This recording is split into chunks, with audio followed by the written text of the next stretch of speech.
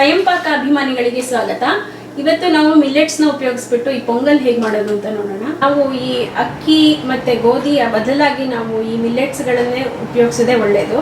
ಯಾಕೆಂದರೆ ಇದರಲ್ಲಿ ಪ್ರೋಟೀನ ಮತ್ತು ನಾರಿನಂಶ ಇದೆ, ಐರನ್ ಇದೆ, ಹಾಗೆ ಪೊಟ್ಯಾಷಿಯಮ್ ಇದೆ ಮತ್ತು ಕ್ಯಾಲ್ಶಿಯಂ ಇದೆ. ಎಲ್ಲನೂ ಈ ಸಣ್ಣ ಸಣ್ಣ ಗ್ರೈನ್ಸ್ಗಳಲ್ಲಿ ತುಂಬಿಕೊಂಡಿದೆ. ಸೊ ಹೆಲ್ತ್ ವೈಸ್ ಸಿಕ್ಕಾಪಟ್ಟೆ ಒಳ್ಳೆಯದಿದು.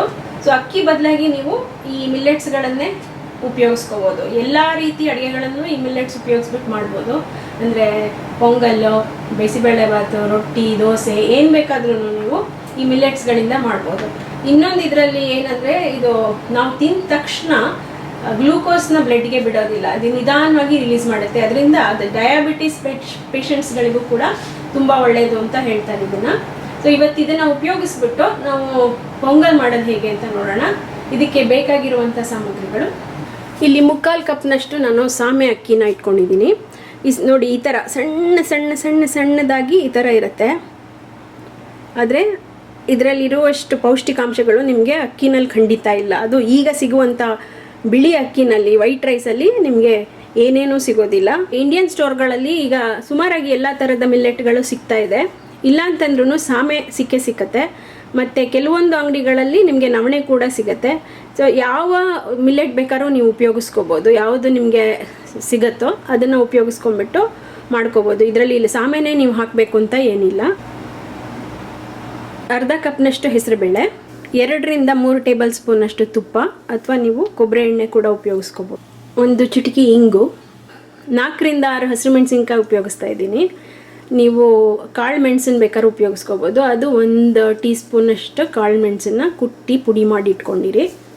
1 ಟೀ ಸ್ಪೂನಷ್ಟು ಜೀರಿಗೆ, ಅರ್ಧ ಟೀ ಸ್ಪೂನಷ್ಟು ಸಾಸಿವೆ, 6-8 ಗೋಡಂಬಿ ಚೂರುಗಳು, ಇದು ಬೇಕಾದರೆ ಉಪಯೋಗಿಸ್ಕೋಬೋದು. 1/8 ಟೀ ಸ್ಪೂನಷ್ಟು ಅರಿಶಿನದ ಪುಡಿ, 7-8 ಕರಿಬೇವಿನ ಎಲೆ, ಅರ್ಧದಿಂದ 3/4 ಟೇಬಲ್ ಸ್ಪೂನಷ್ಟು ಶುಂಠಿ, ಅದನ್ನು ತುರಿದಿಟ್ಕೊಂಡಿದ್ದೀನಿ. ನೀವು ಬೇಕಾದರೆ ಸಣ್ಣದಾಗಿ ಸಣ್ಣ ಚೂರುಗಳಾಗಿ ಮಾಡಿ ಕೂಡ ಹಾಕ್ಕೋಬೋದು. 1.5 ಟೀ ಸ್ಪೂನಷ್ಟು ಉಪ್ಪು, 3 ಕಪ್ನಷ್ಟು ನೀರು. ನಾನು ಆಗಲೇ ಹೇಳ್ದಂಗೆ ಈಗ ಸಾಮೆ ಅಕ್ಕಿ ಉಪಯೋಗಿಸ್ತಾ ಇದ್ದೀನಿ ನಾನಿಲ್ಲಿ. ಸೊ ಯಾವುದೇ ನೀವು ಮಿಲ್ಲೆಟ್ ಉಪಯೋಗಿಸಿದ್ರೂ ಕೂಡ ಚೆನ್ನಾಗಿ ತೊಳೆದು ಅದನ್ನು ಮಿನಿಮಮ್ ಅರ್ಧ ಗಂಟೆ ನೆನೆಸಿಟ್ಟಿರಬೇಕು. ಆವಾಗಲೇ ಅದು ಡೈಜೆಸ್ಟ್ ಮಾಡ್ಕೊಳ್ಳೋಕ್ಕೆ ಸುಲಭ ಆಗುತ್ತೆ. ಅದರಿಂದ ಇಲ್ಲಿ ನಾನೀಗ ಚೆನ್ನಾಗಿ ತೊಳ್ಕೊಂಡ್ಬಿಟ್ಟು 3/4 ಕಪ್ ನೀರಲ್ಲಿ ನೆನೆಸಿಟ್ಟಿದ್ದೀನಿ ಸುಮಾರು ಒಂದು ಅರ್ಧ-3/4 ಗಂಟೆಯಿಂದ. ಒಂದು ಪಾತ್ರೆನ ಬಿಸಿಗಿಟ್ಬಿಟ್ಟು ಹೆಸರುಬೇಳೆನ ಬೆಚ್ಚಿಗೆ ಮಾಡ್ಕೊಳ್ಳಿ. ಈ ಹೆಸರುಬೇಳೆನ ಮೀಡಿಯಮ್ ಉರಿನಲ್ಲಿ ಒಂದು ಹಸಿ ವಾಸನೆ ಹೋಗುವಷ್ಟು ಹುರ್ಕೊಳ್ಳಿ. ಇದೇನು ಕೆಂಪಗಾಗಬೇಕಾಗಿಲ್ಲ, ಈಗ ಇಷ್ಟ ಆಗಿದೆಲ್ಲ ಸಾಕು. ಇದನ್ನು ಸ್ವಲ್ಪ ಆರಿದ ಮೇಲೆ ಚೆನ್ನಾಗಿ ತೊಳ್ಕೊಬೇಕು. ಈ ನೆನೆಸಿಟ್ಟಿದ್ದೀವಲ್ಲ ಈ ಸಾಮೆ ಅಕ್ಕಿಯಿಂದ ಆ ನೀರನ್ನು ತೆಗೆದುಬಿಡಿ. ಅದೇನು ಪೂರ್ತಿ ತೆಗಿಬೇಕಂತೇನಿಲ್ಲ, ಸ್ವಲ್ಪ ಇದ್ರೂ ಪರವಾಗಿಲ್ಲ. ಈ ನೀರು ತೆಗೆದ್ಮೇಲೆ ಈ ಒಂದು ಕುಕ್ಕರ್ ಪಾತ್ರೆಗೆ ಹಾಕ್ತೀನಿ. ಕುಕ್ಕರ್ನಲ್ಲೇ ಮಾಡ್ತಾ ಇದ್ದೀನಿ, ಅದರಿಂದ ಕುಕ್ಕರ್ ಪಾತ್ರೆಗೆ ಹಾಕಿ ಇದಕ್ಕೆ ಹೇಗೂ ನಾವು 3 ಲೋಟ ನೀರು ಹಾಕ್ತಿದ್ದೀವಲ್ಲ ಅದೇ ನೀರನ್ನು ಹಾಕಿ ಎಲ್ಲ ಕಾಳುಗಳನ್ನು ತೆಕ್ಕೊಳ್ಳೋಣ. ಹಾಗೆ ನಾವು ಹೆಸರುಬೇಳೆ ತೊಳೆದಿಟ್ಟಿದ್ದೀವಲ್ಲ ಅದನ್ನು ಹಾಕಿ ಈ 3 ಲೋಟ ನೀರು ಕೂಡ ಹಾಕ್ಬಿಡೋಣ. ಇದು ಹಾಕಾದ್ಮೇಲೆ ಈಗ ಒಗ್ಗರಣೆ ಹಾಕ್ಬಿಡೋಣ. ಇದಕ್ಕೆ ಒಂದು ಒಗ್ಗರಣೆ ಸೌಟಿಗೆ 2 ಟೇಬಲ್ ಸ್ಪೂನಷ್ಟು ತುಪ್ಪ ಹಾಕಿ, ಈ ಮೆಣಸಿನ್ಕಾಯಿನ ನೀವು ಈ ಥರ ಮಧ್ಯಕ್ಕೆ ಕಟ್ ಮಾಡಿ ಹಾಕ್ಬೋದು. ಇಲ್ಲ 4 ಪೀಸ್ ಮಾಡಬೇಕಾದ್ರೂ ಹಾಕ್ಬೋದು. ಇಲ್ಲ ಅಂದರೆ ಸಣ್ಣದಾಗಿ ಹೆಚ್ಚು ಕೂಡ ಹಾಕ್ಕೋಬೋದು. ತುಪ್ಪ ಬಿಸಿ ಆದಮೇಲೆ ಇಂಗು, ಸಾಸಿವೆ ಚಿಟ್ಕೊಟ್ಟಿದ್ಮೇಲೆ ಜೀರಿಗೆ ಹಾಕಿದ್ಮೇಲೆ ಈ ಗೋಡಂಬಿ ಇಟ್ಕೊಂಡಿರ್ತೀರಲ್ಲ ಅದನ್ನು ಹಾಕಿ, ಗೋಡಂಬಿ ಹೊಂಬಣ್ಣ ಬರುವಷ್ಟು ನೀವು ಹುರ್ಕೋಬೇಕು. ಇದನ್ನು ಗೋಡಂಬಿ ಆದಮೇಲೆ ನೋಡಿ ಈ ಕಲರಿಗೆ ಬಂದಮೇಲೆ ಮೆಣಸಿನ್ಕಾಯಿ ಹಾಕಿ, ಮೆಣಸಿನ್ಕಾಯಿ ಈ ಥರ ಬಿಳಿ ಆಗುತ್ತಲ್ಲ, ಅದಾದಮೇಲೆ ಹೀಟನ್ನು ಆಫ್ ಮಾಡಿಬಿಟ್ಟು ಕರಿಬೇವು ಹಾಕಿ ಅದಕ್ಕೇನೆ, ಹಾಗೂ ಶುಂಠಿ ಹಾಕಿ ಒಂದ್ಸಲ ಈ ಥರ ಮಿಕ್ಸ್ ಮಾಡಿಬಿಡಿ. ಇಷ್ಟಾದಮೇಲೆ ಈ ಒಗ್ಗರಣೆ ನಾವು ಕುಕ್ಕರ್ನಲ್ಲಿ ಎಲ್ಲ ಹಾಕಿ ಇಟ್ಕೊಂಡಿದ್ದೀವಲ್ಲ ಅದಕ್ಕೆ ಹಾಕ್ಬಿಡಿ.